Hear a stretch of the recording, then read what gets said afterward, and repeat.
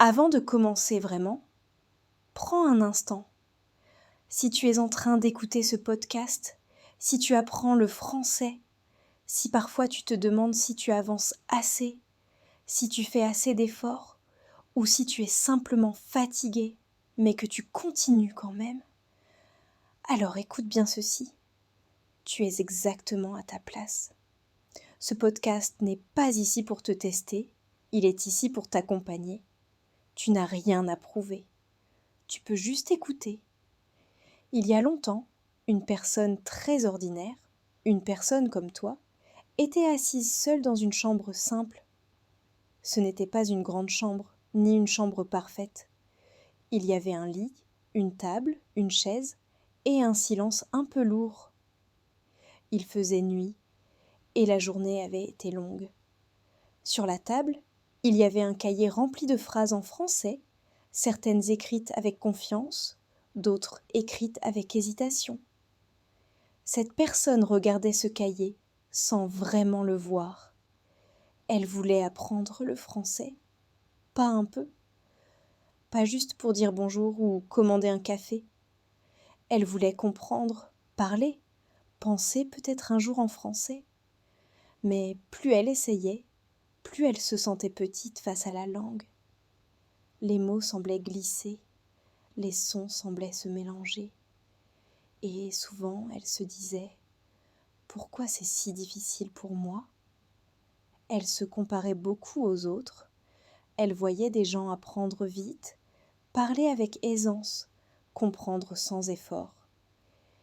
Et elle avait l'impression d'être lente, très lente. Chaque nouveau mot demandait de l'énergie. Chaque phrase demandait du courage. Et parfois, ce courage manquait. Il y avait des moments où elle ouvrait une vidéo en français, écoutait 30 secondes, puis fermait tout, découragée. Elle se sentait coupable de ne pas être régulière, coupable de ne pas aimer chaque minute de l'apprentissage. Elle pensait que pour réussir, il fallait toujours être motivée. Mais ce n'était pas vrai pour elle.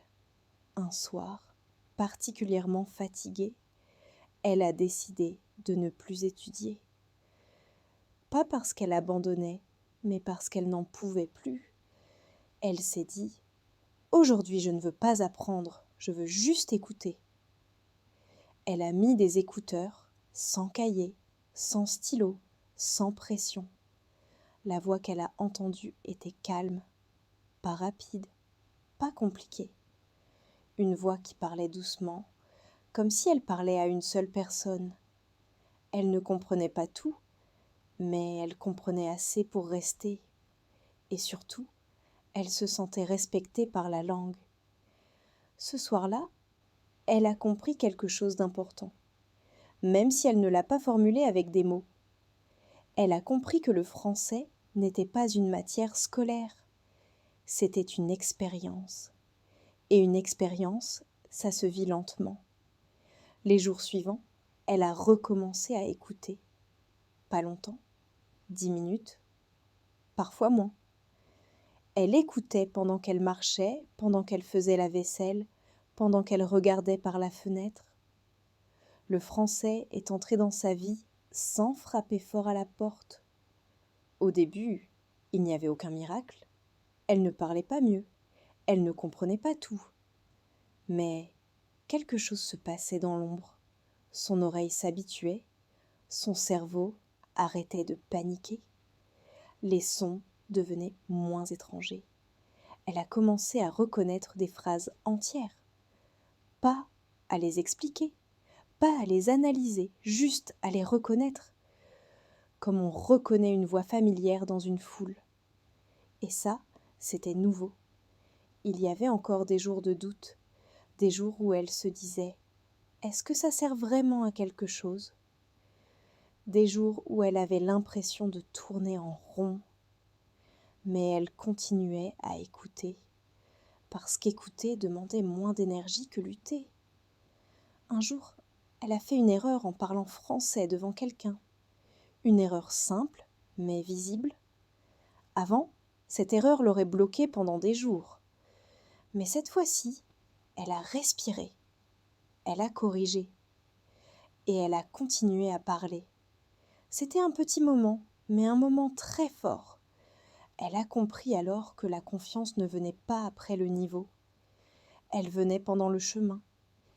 Si tu écoutes ce podcast maintenant, peut-être que toi aussi tu attends de te sentir prêt. Prêt à parler, prêt à comprendre, prêt à être bon. Mais la vérité, c'est que personne ne se sent prêt au début. On avance et le sentiment de préparation arrive après. Apprendre le français, ce n'est pas accumuler des règles, c'est créer une relation. Une relation parfois compliquée, parfois frustrante, mais aussi belle. Plus tu restes, plus cette relation devient naturelle. Avec le temps, cette personne a commencé à rêver en français. Pas des rêves parfaits, pas des phrases correctes, mais des fragments, des mots, des sons. Et elle a souri en se réveillant, parce que la langue était entrée encore plus profondément. Un jour, en écoutant un podcast comme celui-ci, elle a réalisé qu'elle n'avait pas traduit depuis plusieurs minutes. Elle avait juste compris. Et à ce moment-là, elle n'a pas pensé au futur, ni au passé.